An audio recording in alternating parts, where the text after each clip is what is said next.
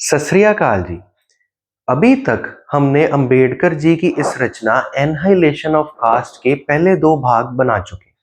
पहले भाग के अंदर हमने इस दस्तावेज की एक इंट्रोडक्शन दी थी, साथ में बताया था कि अंबेडकर जी के सोशल रिफॉर्म के बारे में क्या विचार।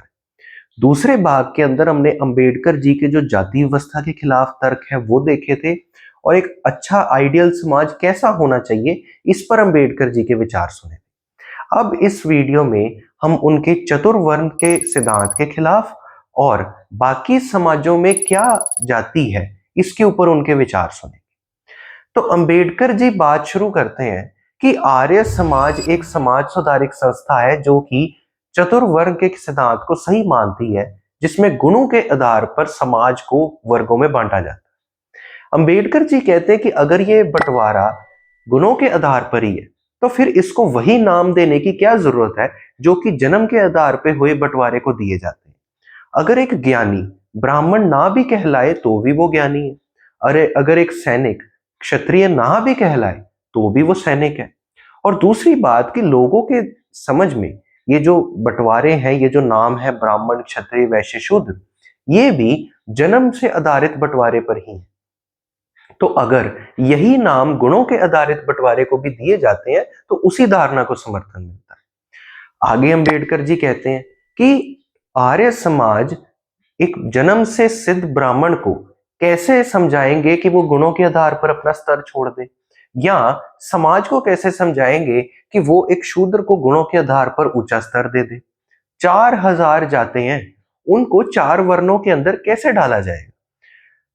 प्लेटो की किताब रिपब्लिक की सबसे बड़ी आलोचना यह थी कि उसने समाज को गुणों के आधार पर 3 वर्गों में बांट दिया था, लेकिन हर इंसान अपने आप में खास है, हर किसी की अपनी खूबियां हैं, तो उसको सारे समाज को सिर्फ 3 वर्गों में कैसे बांटा जाए। और यही आलोचना चतुर्वर्ण के सिद्धांत पर भी पूरी तरह लागू होती। आगे अंबेडकर जी कहते हैं कि मान लो अगर चतुर्वर्ण का सिद्धांत लागू हो भी जाता है तो भी ये अपने आप में स्थिर नहीं रह सकता।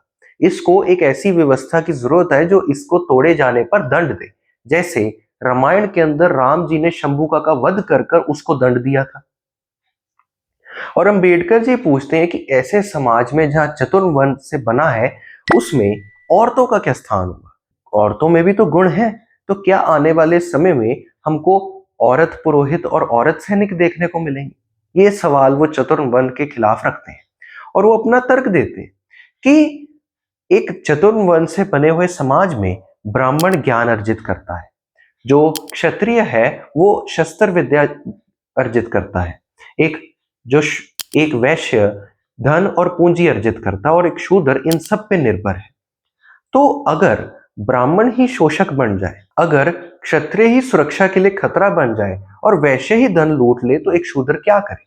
वो तो बिल्कुल बेसहारा है और सामाजिक प्रक्रिया से ही उससे सारे हक छीन लिए गए हैं। यूरोप के अंदर भी एक ताकतवर वर्ग ने एक कमजोर वर्ग को दबाया है, पर उसने कभी भी कमजोर वर्ग से शिक्षा, सुरक्षा और धन जैसी जो हक है, जो तरीके हैं वो नहीं छीने। इस नजरिए से तो हिंदू समाज एक बहुत जालिम समाज है जिसने शूद्रों का शोषण भी किया, उनसे सारे ये हक भी छीन लिए और उनको अपने शोषक पर ही निर्भर भी बना दिया। और इसी वजह से शायद हिंदू समाज के अंदर कभी भी सामाजिक क्रांति आ ही नहीं सकी। और अंबेडकर जी कहते हैं कि चतुर्वर्ग की व्यवस्था ऊपर के 3 वर्गों के लिए भी ठीक नहीं है, क्योंकि हिंदू पौराणिक कथाएं ऐसी कथाओं से भरी पड़ी हैं जिसमें ब्राह्मण और क्षत्रिय के बीच भी तकरारें हुई हैं। हमें यह भी देखने को मिला है कि कहीं ब्राह्मणों ने क्षत्रियों को मारा, कहीं क्षत्रियों ने ब्राह्मणों को मारा। इसलिए ऊपर के 3 वर्गों के लिए भी यह व्यवस्था ठीक नहीं है और चतुर्वर्ग एक खतरनाक, असफल और गलत सिद्धांत है। इसके बाद अंबेडकर जी कहते हैं कि एक तर्क दिया जाता है कि बाकी समाजों और धर्मों के अंदर भी तो जाति व्यवस्था है। अंबेडकर जी कहते हैं बात तो बिल्कुल ठीक है, पर हमें यह देखना पड़ेगा कि बाकी समाजों और धर्मों में भी जाति व्यवस्था वैसी ही है जैसे हिंदू धर्म में है या नहीं। वो कहते हैं कि बाकी धर्मों और समाजों में चाहे जातियां हैं, पर उनमें ऐसे सिद्धांत भी हैं जो सारे समाज को एक धागे में पिरो देते हैं। हिंदू धर्म में ऐसा नहीं है।